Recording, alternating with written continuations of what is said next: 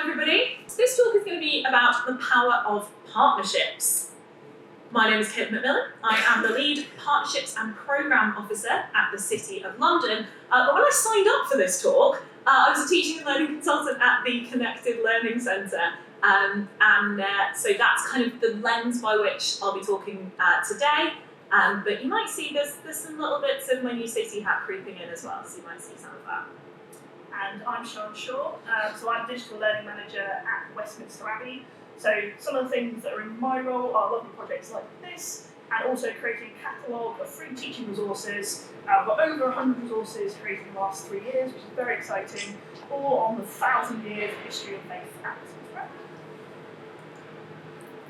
At the Connected Learning Centre, we're pretty big on partnerships. And these are some of the examples that we've used before. So a quick rundown of the Connected Learning Centre for those who might not know.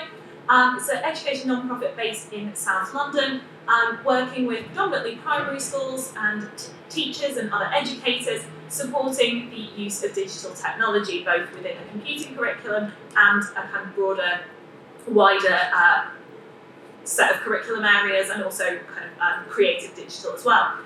So a lot of our partnerships have been with businesses or with arts organisations, and for years and years they were in person. You can see where this is going, can't you?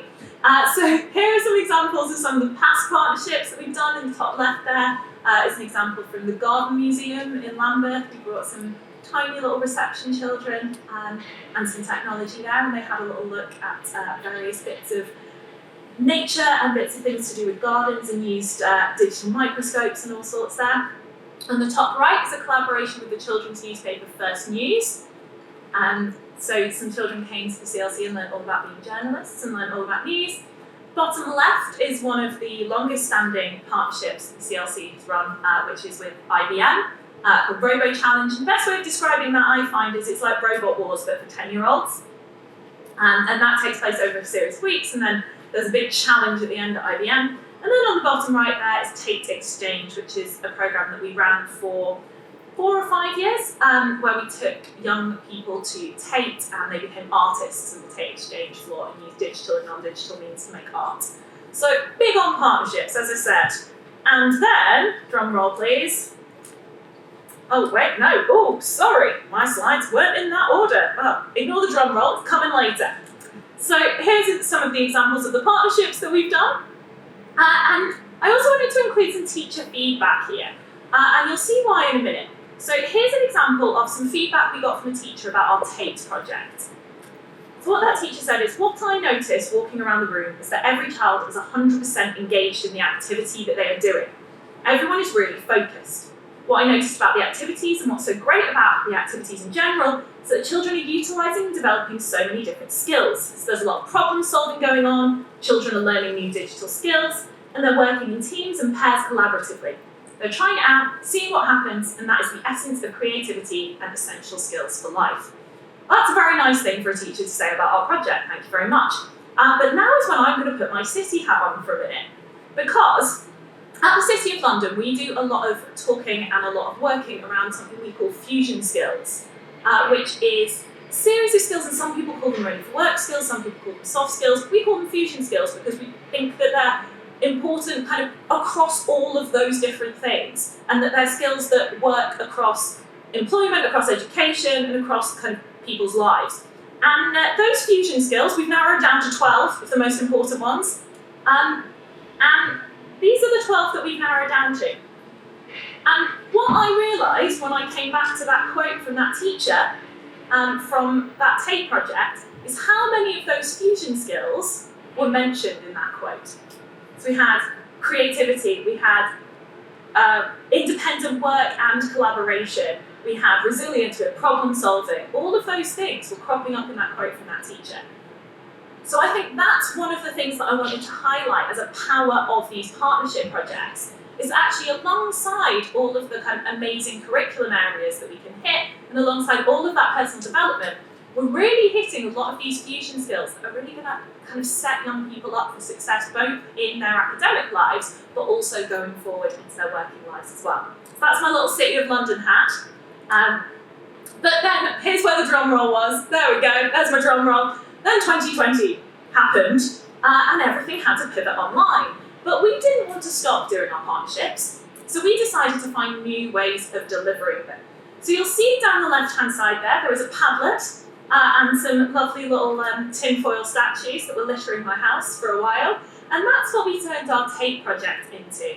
So we used Padlet to share activity ideas with schools, and I brought them all together on one virtual day to make art together, but also to look at the art that they'd been preparing and working on. And that was visual art, it was video, it was music, it was just fantastic seeing that creativity, and all the children made little tinfoil characters as well.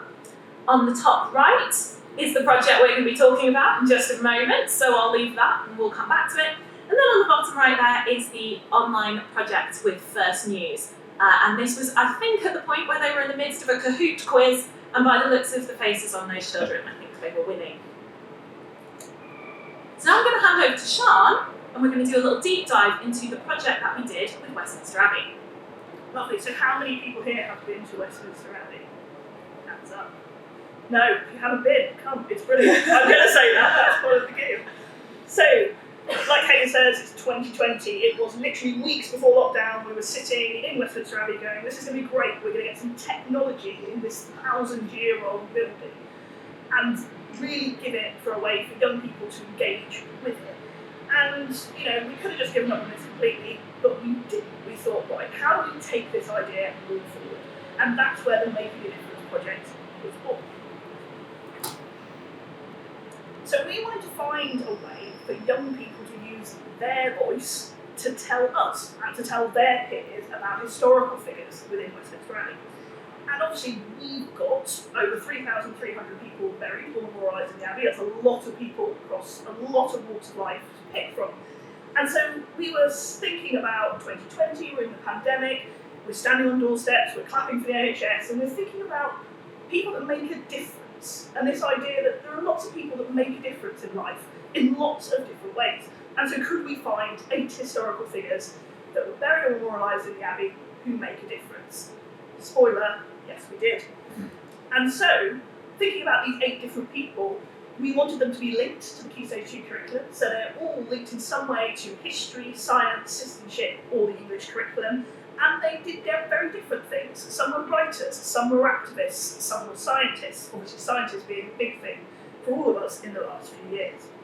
So we challenged pupils to make a film, no longer than 5 minutes, and they made that film as a class, that would tell us, but more importantly tell their peers, other Key Stage 2 children, about their historical figure. And the core element of this was not only using the technology, combining that with history, but really encouraging digital creativity. What could they do? How could their voice come across? And we knew, before we even started this, that we'd want to share these. We knew this was exciting. So there was this idea of everybody having a role. But we work in education, right? So there are rules and there are parameters. So every single child's parent or guardian needed to sign a permission form so that we could share these films across the world, really. They're on the Abbey website, they're on YouTube, they're on social media, they're in things like Today. But we knew that lots of parents wouldn't be happy with children being on camera. But we said that's absolutely fine. That won't stop them being a core part of this project. So often, if they said, no, we don't want our child's face in this project, they would be our writers, our directors, our editors. They would have key roles. So they were just as important as every child when doing it. And so, actually, some schools were really imaginative about this, and this is just a quick clip of that, where every child drew something related to Isambard Hume Brunel, and so that those bits of artwork could be included in these images. 1864, Isambard Hume Brunel, the old British Princess Bridge. The bridge was made from wrought iron and took 34 years and 6 months to be built. Here are some pictures that we took. The other thing that we knew was going to be really important running this programme virtually was making sure that the participating teachers felt confident in supporting the young people in making these films. And not being able to do that in person, we wanted to make sure that we gave teachers time to test out the technology that they were going to be using. So we decided to use iMovie for this project for a variety of reasons, but chief among it, it's pretty easy to get to grips with, And also at the CLC, we have iPads that we could lend out to schools that didn't have it, so that we had continuity of access to technology across all of the schools. What we decided to do in order to kind of up the teachers' confidence was run an event for the teachers virtually about a month before the project as a bit of a kick-off for the project, but also as an opportunity to give them a chance to, in a low-stakes environment, test out the technology and make their mistakes in an environment where the children weren't there. As we gave them some little challenges about filmmaking in that activity. We also talked through some bits of film theory, some ideas for different shot types and shot angles, and some do's and don'ts in terms of sound and in terms of the ways that they can film it. We also provided them with some resources. So the Abbey made a Padlet that had facts and things about the Abbey, because we were aware that the children weren't going to get to come and visit the Abbey as previously hoped. So we wanted them to still have this sense of the building that they were engaging with and the history behind it. And we also made a Padlet of resources around, actually I think it's the same Padlet, where they could go and search for ideas of where to research their historical figures, and also some rights-free images that they could use in their films if they wanted to. We also put together some resources again about filmmaking that the teachers could refer to, but also that they could share with the children. And the example that I'm going to show you now is from the film about Joseph Lister. And what I love about this is that the teacher has clearly passed on those notes about shot types and different angles to the students, and they've used them really well. And what I want you to look out for in this is that they even managed to get a shot in a mirror. And anyone who has ever tried to film or been on a film set or anything knows how difficult filming in a mirror is. And I think they do a really, really good job. In the 19th century, scientists did not know that leading bacteria to patient's wounds would fatally injure the patient.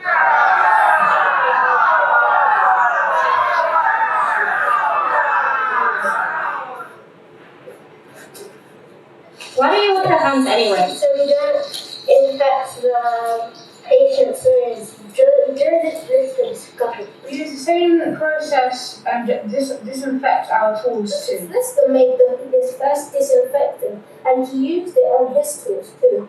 And it still affects our society today. So you can see there how by using those different shot angles, they're able to kind of capture things in the mirror, and they're able to keep that interesting, even though it really is just a set of talking heads giving you some information. So we're really impressed by how that film theory and that film technique found its way into those films. The other thing that we knew was going to be really important with these, as Sian said, we knew we wanted to share these. And we knew we wanted to share them in kind of a twofold way. So they were always going to have a home on the Westminster Abbey website, but we also wanted to make sure that the children got to share them with an audience of their peers. So at the end of the project, when all the films had been sent in, we did a kind of week of screenings, or world premieres as we called them, where 3 classes at a time would come together on Zoom, and they would watch each other's films, and all the children would be able to kind of ask questions of the other classes. And that Q&A section we put in there because we thought, this might be a nice idea. Little did we know that I think that was going to come away being the most powerful aspect of this project.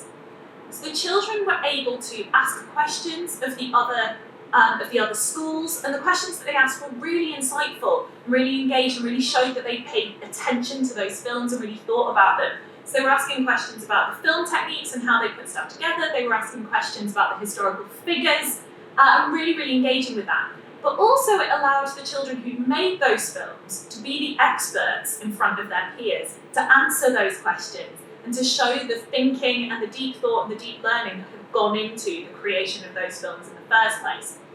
So the authentic audience for the children became then kind of twofold, because they had those immediate live audience in their world premieres, and then they could go forward and share what they had created with their family, with their friends, because it had a home on the website as well.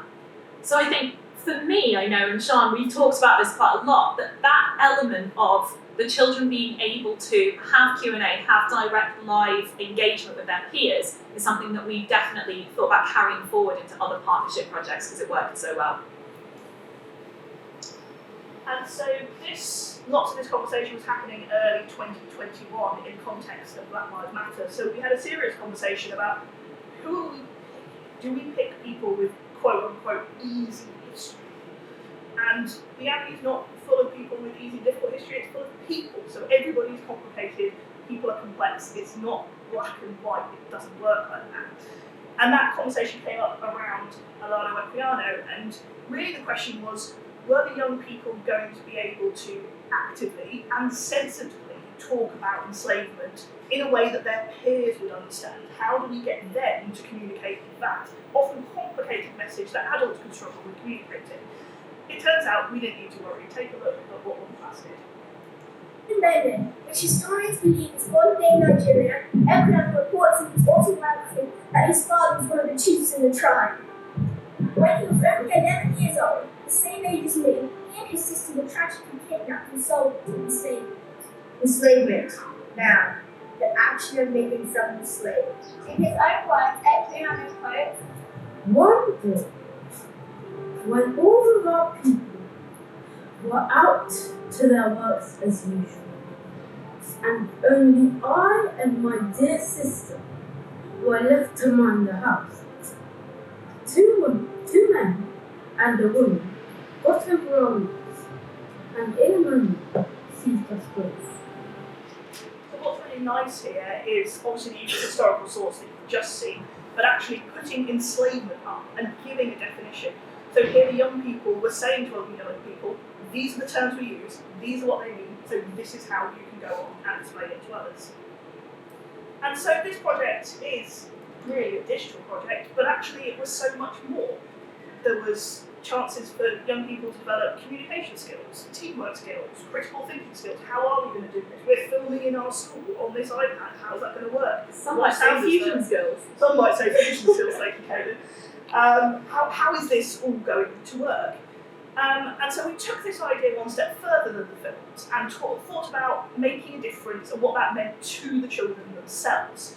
And so we said, think about someone you know that could be famous, they might not be famous, and who would you say makes a big difference? And design a memorial, like all the memorials they've seen and heard about in Westminster Abbey. I put a selection, there were so many it's impossible to pick. But what was really interesting, and these are themes that teachers around the room probably aren't surprised by, it's always good for those that are slightly removed working in heritage education to hear, is actually Sir David Attenborough was up there and Greta Thunberg. People cared about the environment.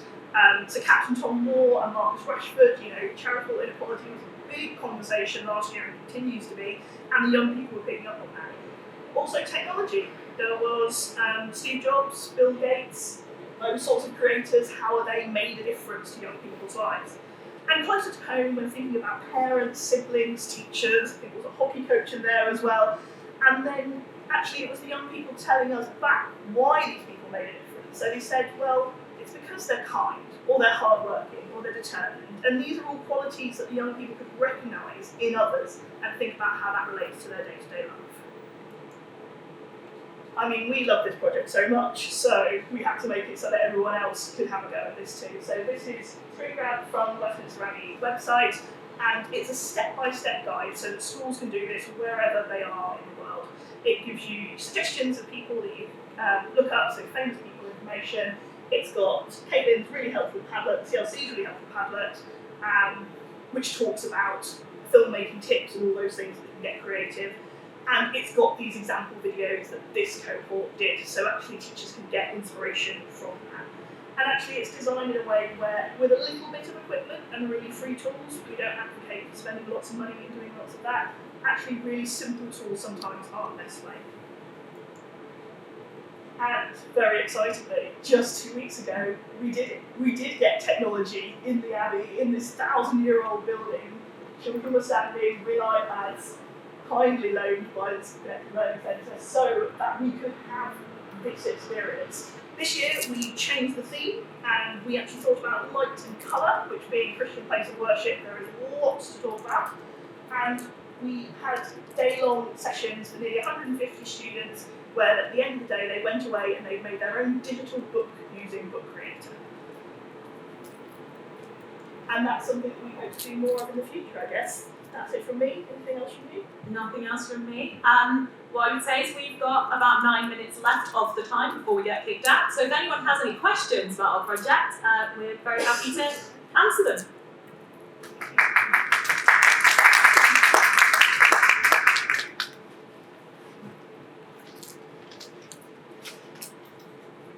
Sarah has a question. What's your big tip for schools, and what's your big tip on cultural traditions?